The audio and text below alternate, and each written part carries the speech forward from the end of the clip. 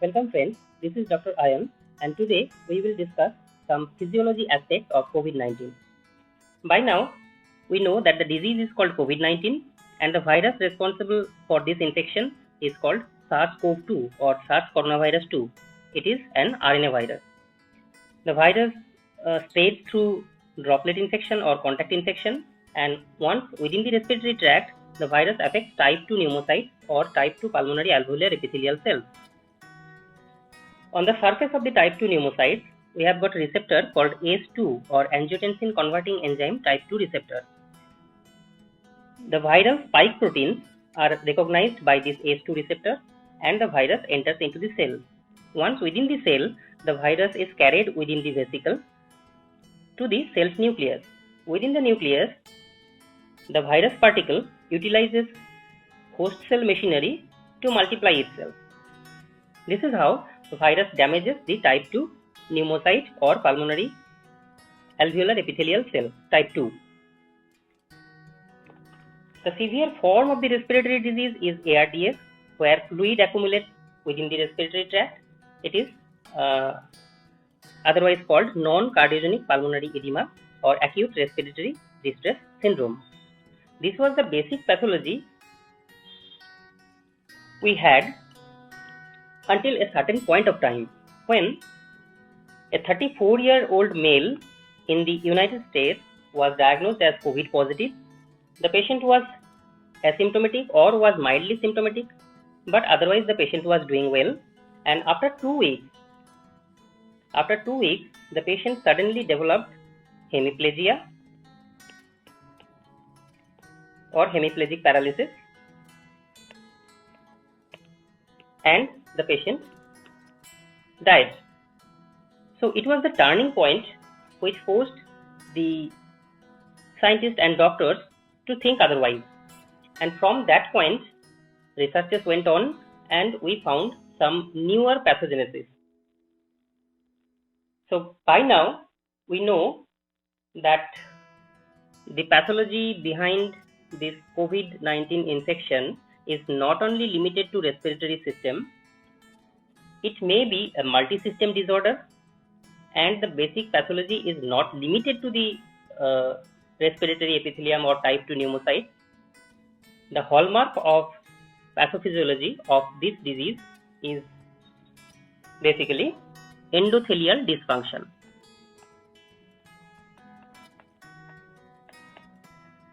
Endothelial dysfunction. This is the hallmark of the pathogenesis of COVID-19. So before we start to discuss this endothelial dysfunction in detail, we need to know two things.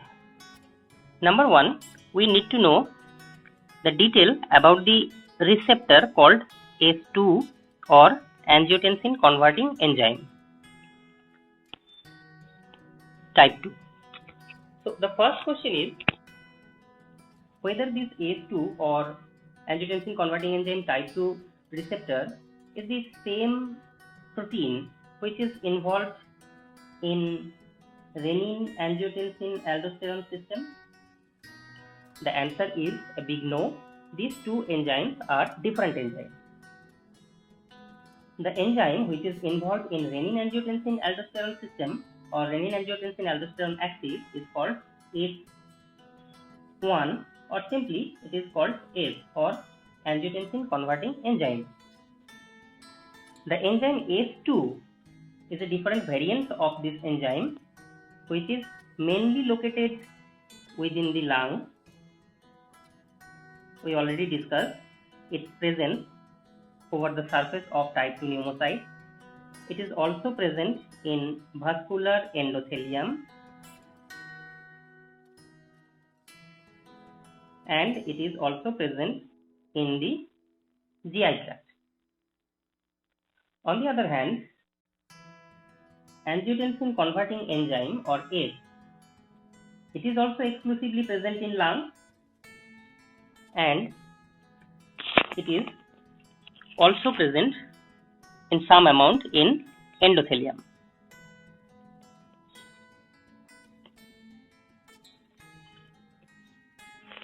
Okay, so let us do a brief recap of the renin-angiotensin-aldosterone system. So we have renin. Renin is coming from juxtaglomerular apparatus and very specifically the granular cells. What is the function of renin? Renin converts angiotensinogen, a protein which is synthesized within the liver, angiotensinogen, to angiotensin 1. This angiotensin 1 is converted to angiotensin 2 by the action of angiotensin converting enzyme, which is present in the lung. Now this angiotensin 2 is a potent vasoconstrictor. This angiotensin 2 is a potent vasoconstrictor. Okay. Now this molecule, this angiotensin 2, other than being a potent vasoconstrictor, it has got some other actions also. We will come to it. Now from angiotensin 2, we get another molecule that is called angiotensin 1,7, and this reaction is catalyzed by angiotensin converting enzyme type 2. So physiologically, the action of these two different enzymes, angiotensin converting enzyme and angiotensin converting enzyme type 2, they are utilized to form two important molecules. One is angiotensin 2 and another is angiotensin 1,7. So we already know that angiotensin 2 is a potent vasoconstrictor. So what is the function of angiotensin 1,7? Angiotensin 1,7 on the other hand is a weak vasodilator. Angiotensin 1,7 is a weak vasodilator. It has also got some other function. So we will come to it. Okay, now skipping these reactions under renin-angiotensin-aldosterone axis and the role of these two enzymes, that is angiotensin converting enzyme and angiotensin converting enzyme type 2, we are moving on to another important section that is much more needed to understand the pathophysiology of COVID-19 is the reactive oxygen species. Okay, so let us focus on reactive oxygen species. In human blood, we have within the WBCs, we have one important type of cell involved in immune response. It's called PMN or polymorphonuclear cells or the neutrophils. These are the first line of defense. Now within the cytoplasm of neutrophils, we have some granules, and within this granule we have an important enzyme called NADPH oxidase. Now what is the role of this enzyme, important enzyme NADPH oxidase? Now during the procedure of phagocytosis, NADPH oxidase generates free radicals. It generates free radicals from oxygen. So first, what is happening within the phagocytic cell? So we can start the reaction from oxygen. If we add one electron to this oxygen, there is generation of superoxide. To superoxide, if we add another electron, there is generation of hydrogen peroxide.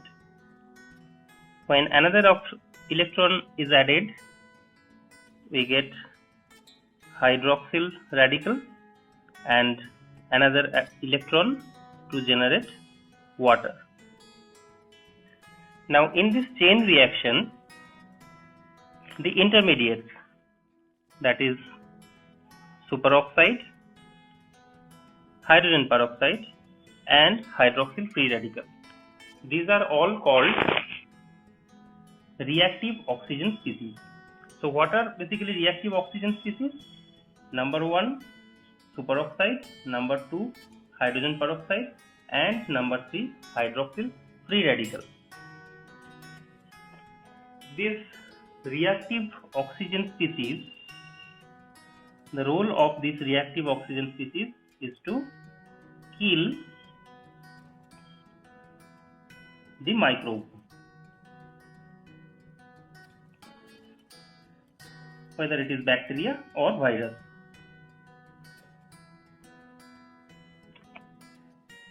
Now, this reaction, this chain of reaction for the generation of reactive oxygen species is a welcome reaction once it happens within the polymorphonuclear lymphocytes, polymorphonuclear cells or neutrophils. But outside the neutrophil or outside the PMN, this reaction is quite bad. Outside the neutrophil, to protect other tissues from the damaging effect of reactive oxygen species, we have some protective enzymes. So what are these protective enzymes? So let me write the chain of reaction once again. So we have oxygen, from oxygen we have superoxide, from superoxide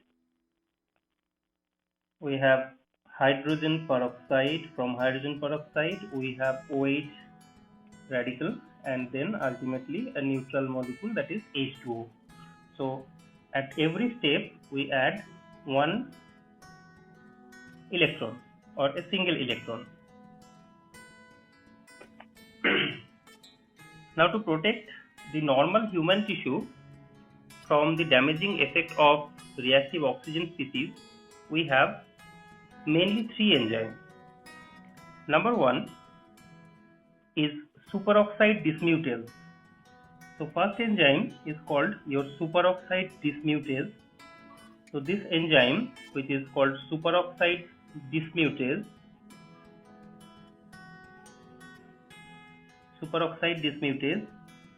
it converts superoxide again to oxygen. Another enzyme is called catalase. So this enzyme, which is catalase, it converts hydrogen peroxide to oxygen and water. We have another enzyme that is called glutathione peroxidase. So glutathione peroxidase, it converts hydrogen peroxide to water. So all these 3 enzymes are basically protective enzymes.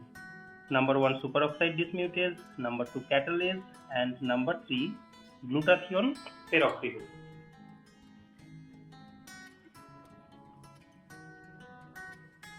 We can see the reaction catalyzed by glutathione peroxidase in somewhat detail. Okay, now see the reaction catalyzed by glutathione peroxidase in a little bit detail. So this H2O2 will be converted to 2 molecule of water. So we need extra 2 proton, extra 2 hydrogen. This extra 2 hydrogen comes from this reduced glutathione. This is reduced glutathione 2GSH, and it is converted to oxidized glutathione. This is your oxidized glutathione. GSH is reduced glutathione and GSSG is oxidized glutathione. Now this oxidized glutathione will again be converted to reduced glutathione or regeneration of reduced glutathione. It is catalyzed by glutathione reductase.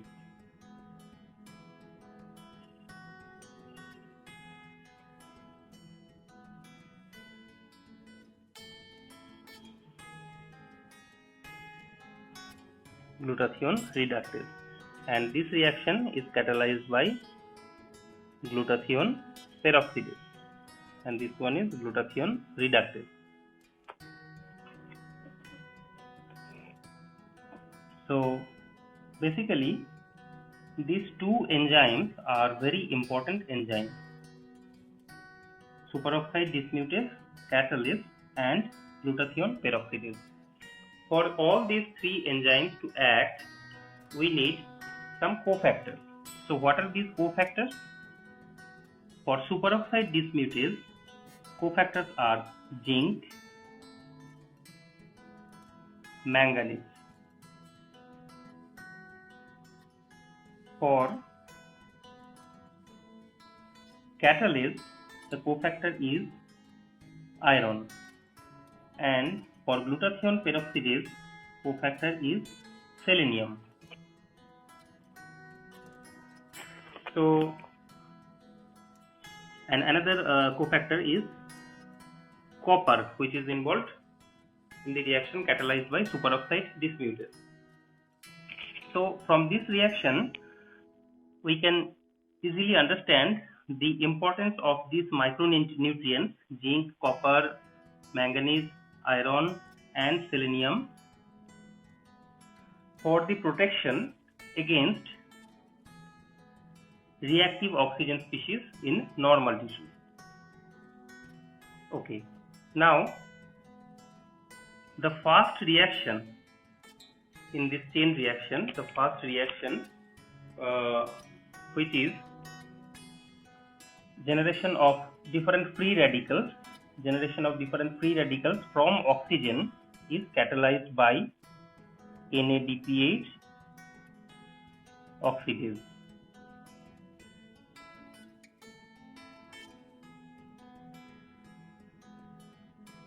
Okay, so this is the basic reaction of reactive oxygen species generation within the PMN cells or within the neutrophils. Now let us see the role of these two enzymes. Okay, now with the basic knowledge of reactive oxygen species, let us see the action of these two enzymes, that is your ACE2 and S in reactive oxygen species generation. So let me write the reaction, that is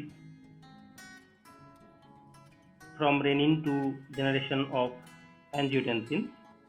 So first we have renin, and renin, it converts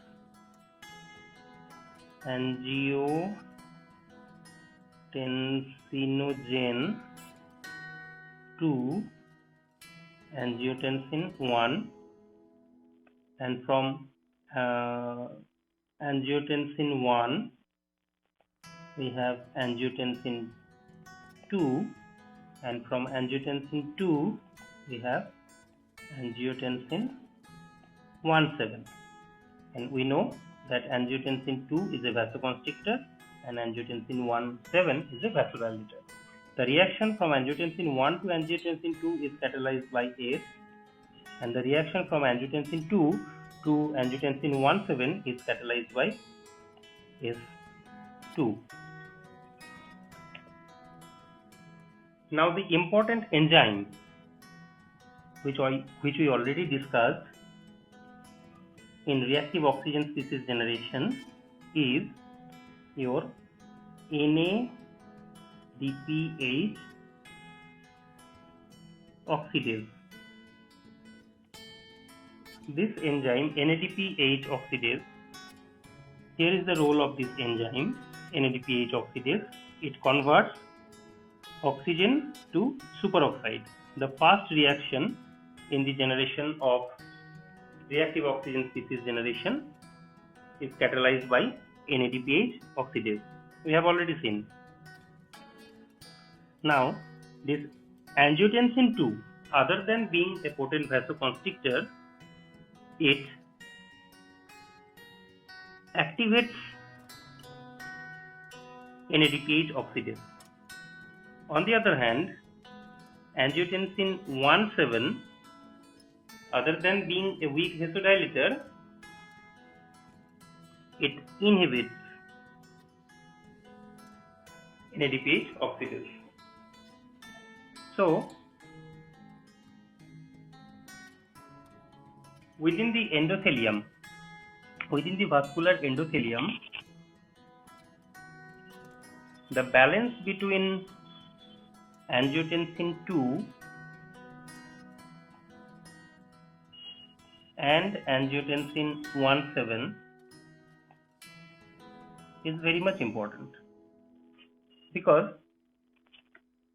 once angiotensin 2 is high, it will promote reactive oxygen species generation, and once angiotensin 1,7 is high, it will inhibit the generation of ROS generation or reactive oxygen species generation.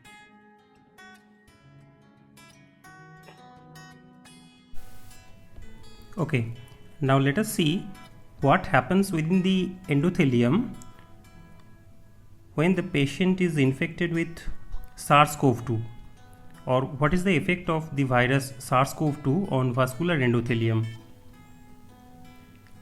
We have seen that when there is angiotensin 2 excess, there is increased generation of reactive oxygen species. On the other hand, when there is angiotensin 1,7 excess, there is decreased generation of reactive oxygen species. In physiology, there is a balance between angiotensin 2 and angiotensin 1,7 within the vascular endothelium.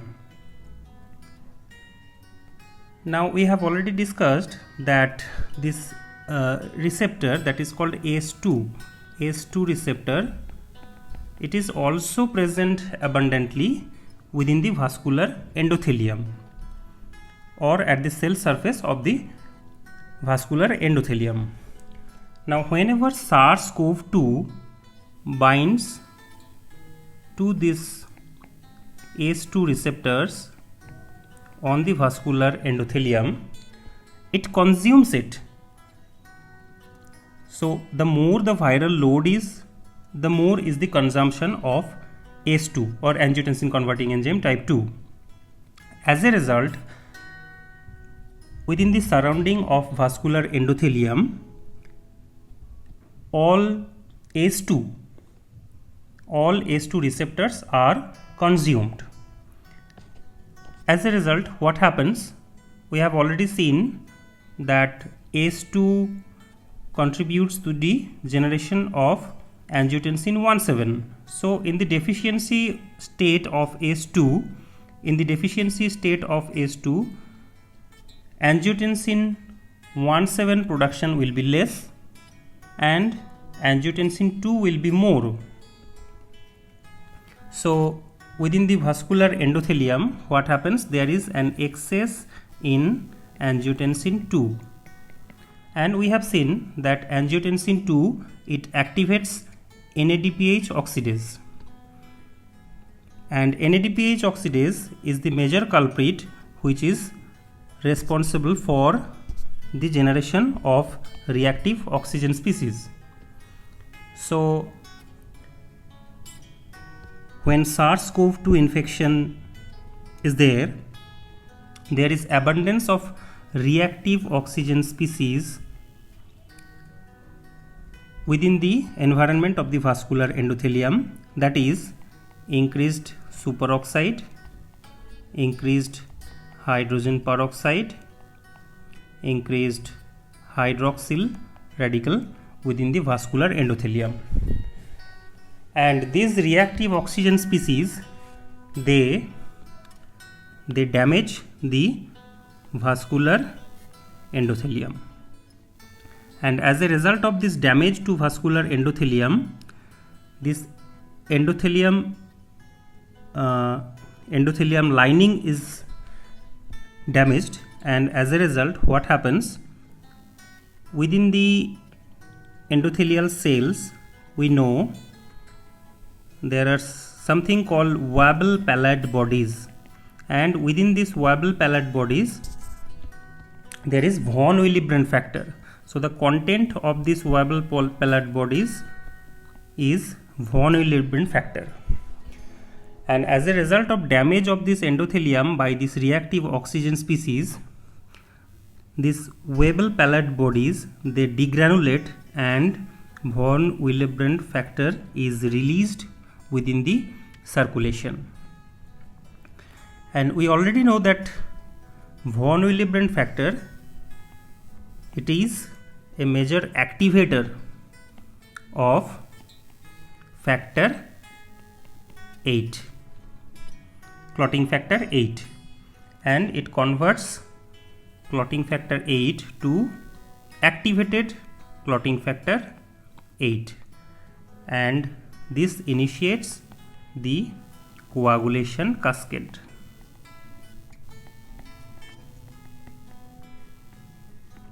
This results in localized thrombus formation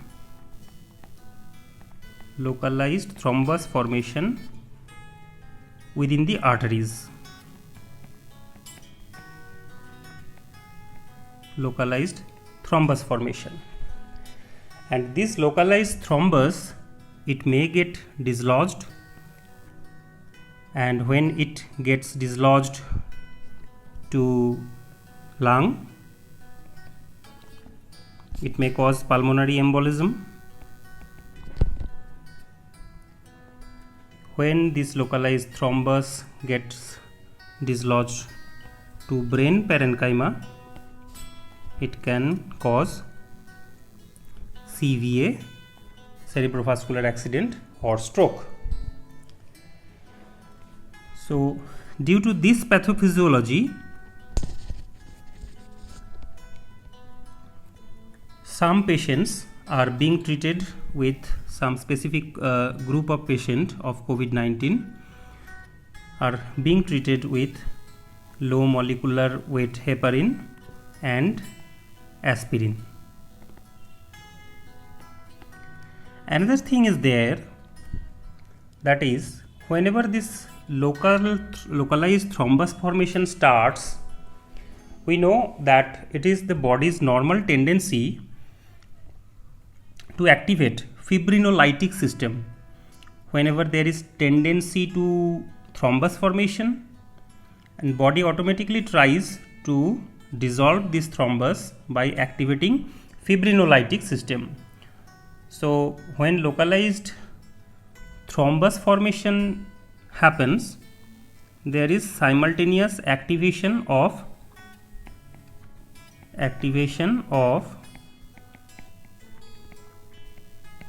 fibrinolytic system.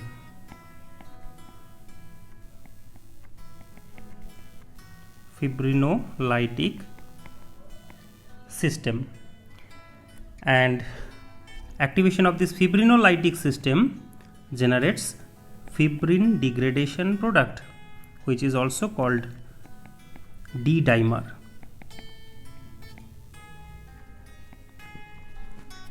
And by assessing this D-dimer, we can follow up these patients of hypercoagulability in case of COVID-19. So basically what is happening, this SARS-CoV-2,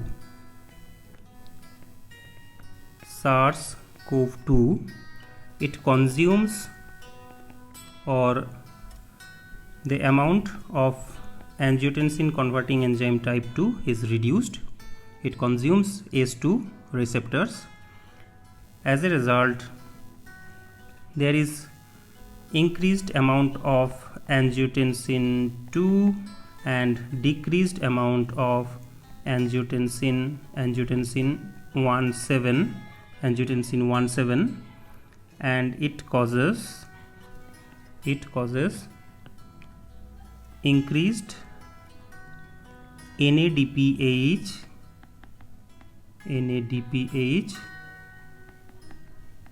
oxidase. This increased NADPH oxidase produces increased amount of reactive oxygen species.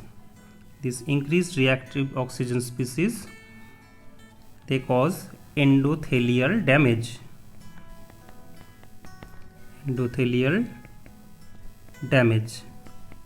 Now this damaged endothelium secretes von Willebrand factor, which generates activated factor VIII.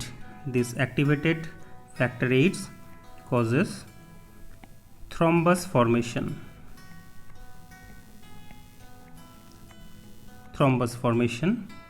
And it activates fibrinolysis,